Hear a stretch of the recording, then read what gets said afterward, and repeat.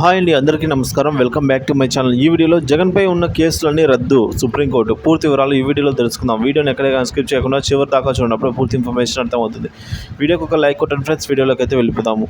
Friends, Vaikapa అధినేత AP మాజీ CM ముఖ్యమంత్రి వైఎస్ జగన్మోహన్ రెడ్డి అక్రమాస్తుల కేసు విచారణ సందర్భంగా సుప్రీంకోర్టు తీవ్ర అసహనం వ్యక్తం చేసింది.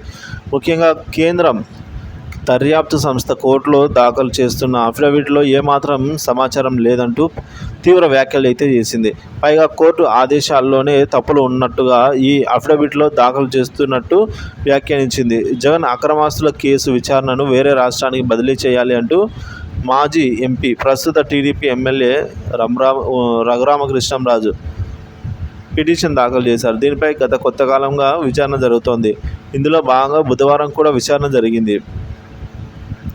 Justice Sanjay Khanna, justice Sanjeev Kumar, justice R మహదేవన్లతో కూడిన త్రిసభ్య ధర్మాసనం ఆదేశించింది. విచారణ కోసం వరుసగా దాఖలవుతున్న దరఖాస్తులపై జస్టిస్ ఖన్నా అసంతృప్తి వ్యక్తం చేశారు. ఇతరత్రా విషయాల్లోకి వెళ్లకుండా దరఖాస్తులతో సంబంధం లేకుండా విచారణ మొదలుపెట్టాలని ఆదేశించారు. అంతవరకు రఘురామకృష్ణంరాజు తరపున న్యాయవాది వాదనలు వినిపిస్తూ జగన్ అక్రమాస్తుల కేసులో ఎలాంటి పురోగతి లేదని కోర్టు దృష్టికి అయితే తీసుకెళ్లారు.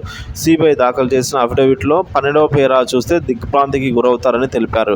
దీనికి సంజీవ్ ఖన్నా స్పందిస్తూ సిబిఐ నివేదికను తాను కూడా చూశానని బాధ కలిగించిందని పేర్కొన్నారు. జగన్ తరపున న్యాయవాది ముకుల్ రోహత్గి వాదనలు వినిపిస్తూ ఈ కేసులో 900 మంది సాక్షులు, లక్షల పేజీల్లో ఫైళ్లు ఉన్నాయని పేర్కొన్నారు. జస్టిస్ ఖన్నా స్పందిస్తూ విచారణలో ఇలాంటివి అన్నీ కూడా సర్వసాధారణమేనని, ఈ కేసు కోసమే సిబిఐ ప్రత్యేక న్యాయవాదిని ఏర్పాటు చేసి ముందుకెళ్లాలని సూచించారు. కేసు విచారణ జాప్యానికి కారణాలు చెప్పవద్దని, మెరిట్లోకి వెళ్లాల్సిన అవసరం లేదని పేర్కొన్నారు. అనంతరం కేసునైతే నవంబర్కు ప్రారంభమయ్యే వారానికి, అంటే నవంబర్ మొదటి వారానికి అయితే విచారణ వాయిదా అయితే వేశారండి.